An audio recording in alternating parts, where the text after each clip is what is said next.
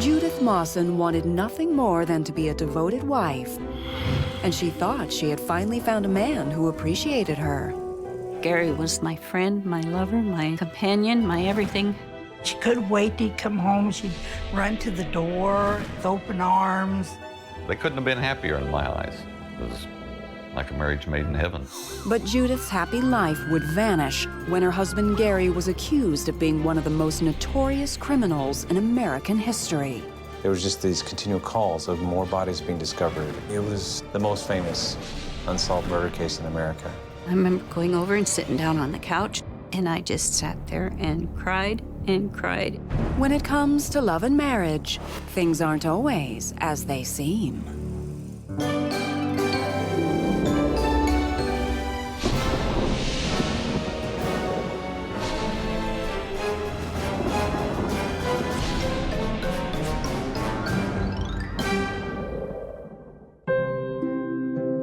Love hasn't always come easy to Judith Mawson. When she was just 20 years old, an Englishman with a sophisticated flair swept this small-town girl off her feet. It was like love at first sight. I met him in like September of 1964, and then we were married in January of 1965, just a few months later. Soon, the couple had 2 children and a tidy house outside of Seattle. But just after their 3rd anniversary, Judith's husband dropped a bombshell. He said, "Judith, there's something I need to tell you." He told me that he's bisexual, and I said, "Well, what's that?" I had no idea what it was. Judith did her best to make it work, but after almost 20 years of marriage, she decided to strike out on her own. I was getting more independent as time went by. And that's when I got divorced from him, because I did not want to live his lifestyle anymore. 8 months after her divorce, Judith was finally coming into her own. One evening at a local bar, a tall stranger with a big smile walked up and asked her to dance. His name was Gary Ridgway. We danced to the country western music, and that was fun and nice. Later on, as the evening went by, he kind of bent down and kissed me. And like, wow. In the months that followed, Judith and Gary got to know one another. Gary was so kind and gentle and attractive, always smiling and pleasant. He never got angry. Gary was practically perfect, except for that nasty scarring on his right arm. I asked him about the scars on his arm. He had told me that he was working on a car and it caught on fire and burned his arm. And I felt bad for him because it was pretty painful. It did not look good. Judith accepted Gary's explanation and thought no more about it. Just a few months later, Gary surprised Judith by asking her to live with him. He invited me to move in his house. And then I remember saying to him, "Well, I've got a lot of furniture." And Gary's house needed a woman's touch. After all, half the carpet in the bedroom had been ripped out and never replaced. He invited her to go with him to the carpet store, and he asked her opinion on color and style of carpet, and of course she was delighted to do it. As odd as the ripped carpet was to Judith, she was thrilled her boyfriend wanted her help in making a home together. She would just look at him with them eyes, and you know that she loved him. This was her man, you know. After so many years, life and love were finally good to Judith. She found part-time work at a daycare center and happily kept house, while Gary worked long hours painting trucks at a plant outside of Seattle. But just 2 years into their relationship, the couple's cozy life together was shaken by an unexpected visit. In 1987, I was working in the daycare center, and 3 very big and tall detectives said they wanted to talk to me, and I had to go with them. I was scared.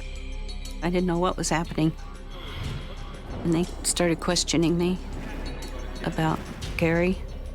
Detectives told her that they had picked up Gary that day and that they were questioning him. Was Judith's perfect boyfriend keeping a dark secret? I didn't know who to believe or what to believe. Judith told me, they have the wrong guy. This cannot be possible.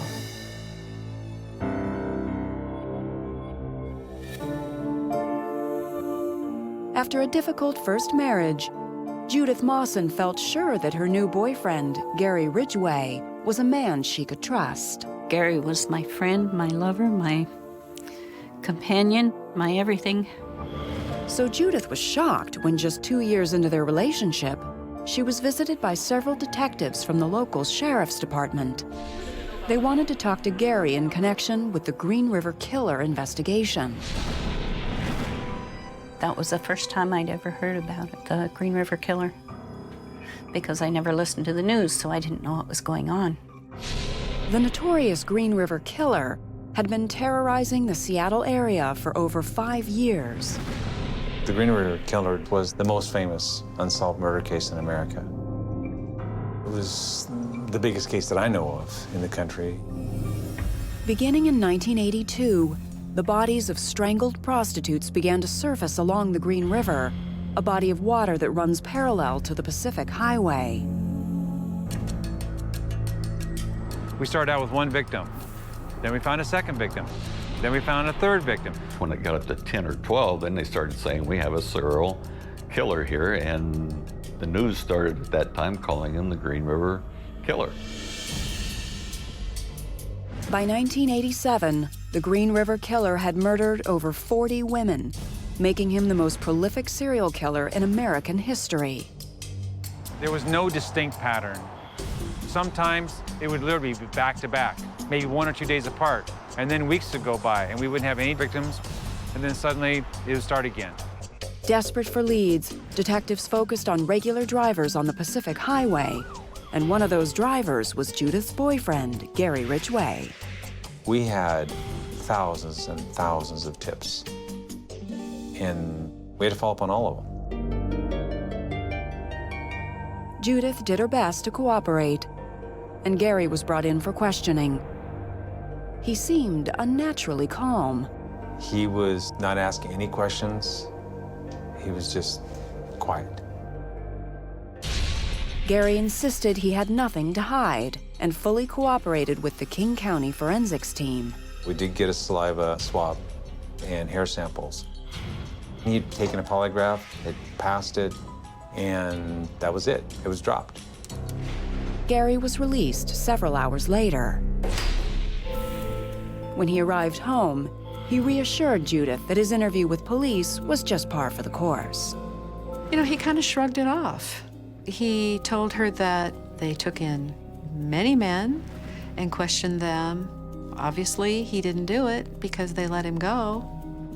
He told her to just forget about it. It was just a mistake. Let's just get back to living life. I asked him point blank, Gary, do you have anything to do with this? He says, absolutely not, Jim. He said, it's not me, I didn't do it. And we never spoke any more about it. Life soon returned to normal for Judith and Gary. They settled into a comfortable, predictable routine. Gary would go in to work 2 hours early for overtime. He would get up about 4 o'clock in the morning, and then he would go down and make coffee and take his vitamins and set out vitamins for me. And then he would pack up his lunch, and then after he got all ready to go to work, he would come up and give me a kiss goodbye. And I always look forward to him coming home. Gary was methodical in the way that he approached everything, and Judith appreciated that. She liked that predictability. And after another year together, Judith and Gary knew they were finally ready to tie the knot. I forget exactly how I said it, but I had told him that, well, we're going to get married. You're not getting rid of me. And he said, all right, let's get married. Good friends Jim and Linda Bailey volunteered their yard for the occasion. It was a very pretty day. Jim was Gary's best man, and they just seemed so excited. They couldn't have been happier in my eyes. It was like a marriage made in heaven. And I just was so happy to become Mrs. Gary Ridgway. Meanwhile, the search for the Green River Killer continued. Detectives had begun to notice a strange new pattern in the murders. We were not finding fresh victims. It appeared that whoever this killer was had either moved away or had decided for whatever reason to either stop or really, really slow down. Despite a 40-member task force, $15 million, and over a decade of painstaking police work, the investigation had gone cold. There was a theory at one time that maybe he moved on to a different state. You know, the Green River Killer became really like a legend around here. As the years passed, Judith and Gary planned for retirement and took pleasure in the little things. Tending their garden, raising 2 poodles, and watching movies at night. We had a wonderful life. Judith was sure she'd finally found the man of her dreams, until November 30th, 2001, when her life would be shattered forever. I heard a car drive in the driveway, and there was this knock on the door. I just kind of lost it. Said, no, this can't be.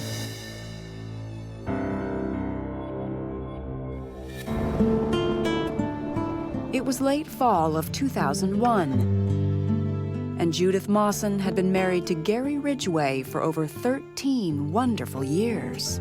Gary made me smile every day. I had the perfect husband, I thought.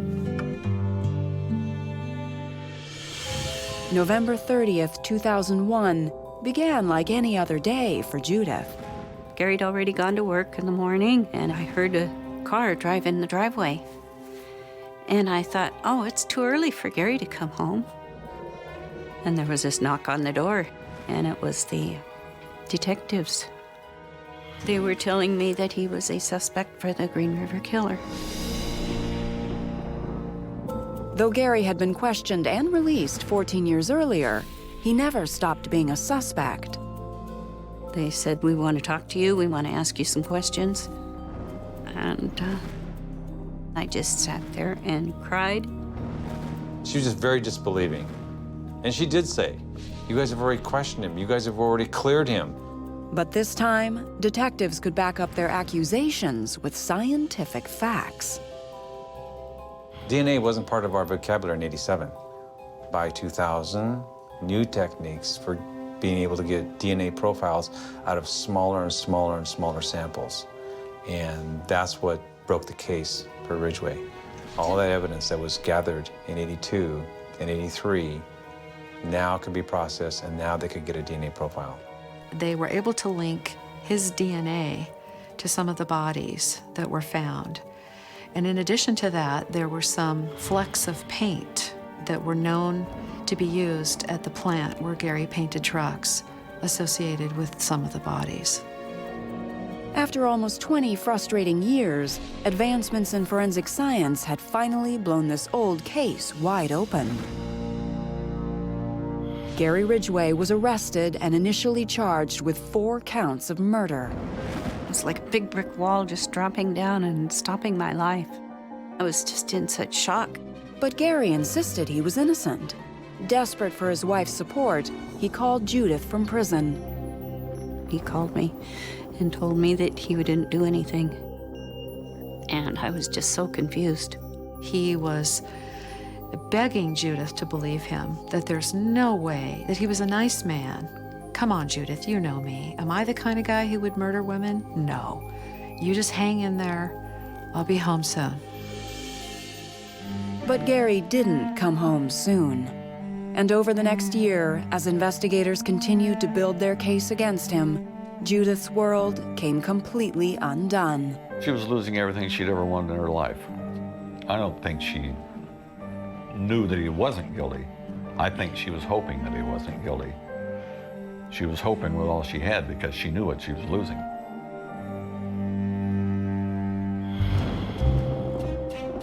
Judith spent 2 agonizing years waiting for the case to go to trial.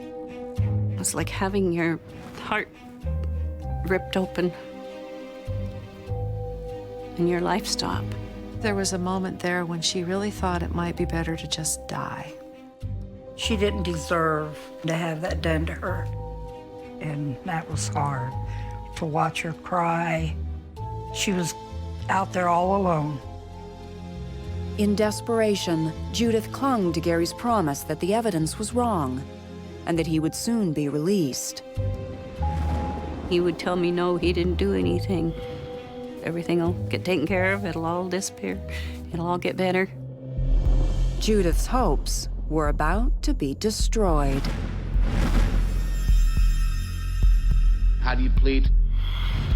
I just sat there with tears going down my face, like this is real.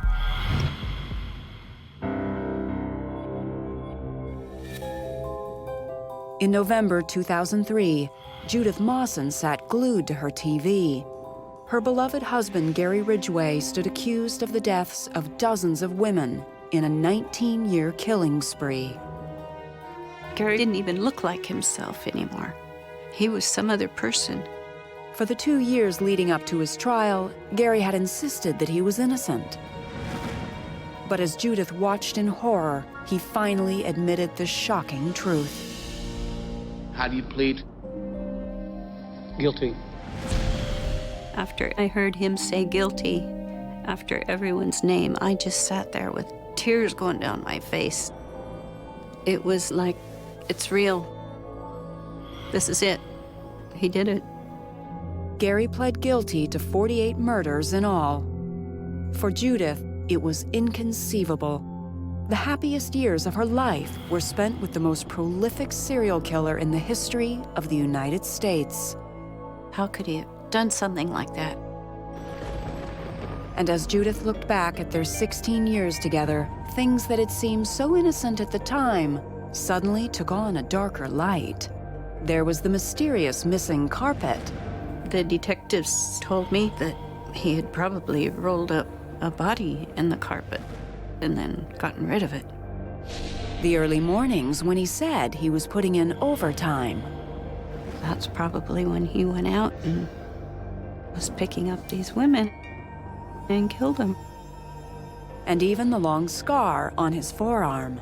One of the women had scratched his arm with her fingernails, and then later on he had poured battery acid on it so that it looked more like a burn.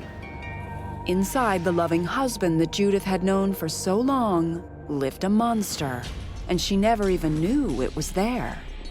I don't know that Gary really understood his own reasons for killing, but there seemed to be sort of a pattern that some of the prostitutes insulted him by telling him to hurry up or disrespecting him in some way. And that would set off rage and the urge to kill. With dozens of women still missing and unaccounted for in the Seattle area, investigators may never know the full extent of Gary Ridgway's killing spree. He was the worst of the worst. Imagine someone methodically killing individually and personally every single one of these people, one after the other. Looking back at all the different serial killer cases within the United States at least, there's been a number of just horrific crimes. And I don't know of any of them that really reach the level of Ridgway. Ironically, it may have been Gary's relationship with Judith that kept the list of his victims from growing even longer. The kill rate went down during the years that they were together. He never completely stopped killing, but the frequency did go down. And when I interviewed Gary, in prison, he told me that he really loved Judith and that that was the happiest time in his life, and that his desire for killing really did go down. I don't think he ever meant to fall in love, but he did.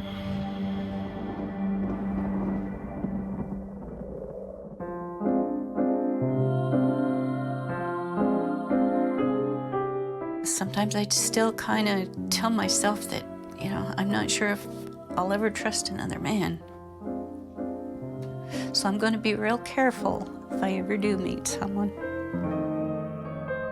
It has been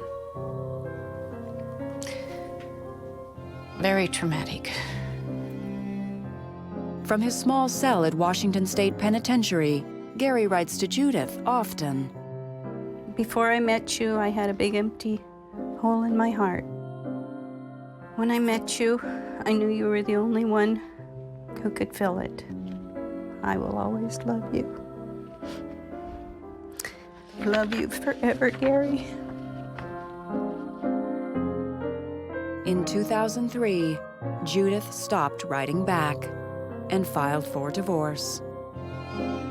I want to keep all that poison out of me and get on with my life.